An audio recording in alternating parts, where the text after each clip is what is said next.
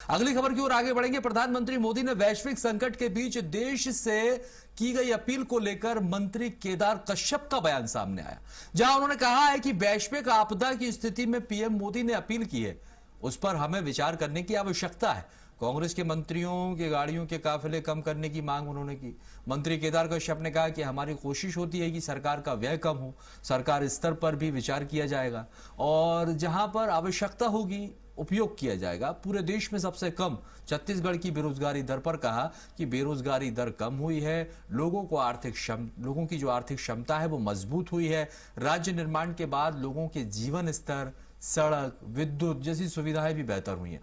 और इसके साथ ही उन्होंने असम में हिमंता सरकार के शपथ ग्रहण पर उन्हें शुभकामनाएं दी। असम चुनाव पर मंत्री केदार कश्यप ने कांग्रेस पर निशाना भी साधा। इन 25 वर्षों में जो स्थितियां हैं वो बेहतर हुई है।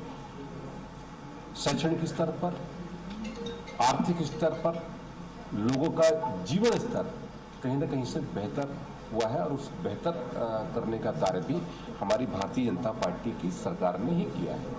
और उसका परिणाम ये है कि आज हमारे उन क्षेत्र के बच्चे अपने आप को अपने सपनों को साकार करने की दृष्टि से महानगरों की ओर जा रहे हैं,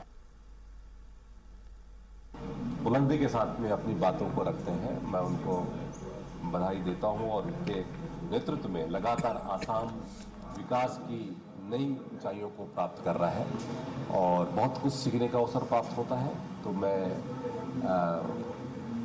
छोटे से कार्यकर्ता छत्तीसगढ़ के होने के नाते उनको बधाई देता हूं और उनके नेतृत्व में भारतीय जनता पार्टी की सरकार बनी है और उनको भी मैं बधाई देता हूं। उनको साथ में शुभकामना है, वो जहाँ भी जाए वहाँ पर विजय श्री हासिल करे, ऐसी कामना मैं करता हूँ। और मैं किसी को ये नहीं कहता कि वो किस रूप में है, लेकिन और बेहतर तरीके से प्रयास हो और जनता का विश्वास अर्जित करे, ये मेरी कामना है कांग्रेस के नेताओं के साथ।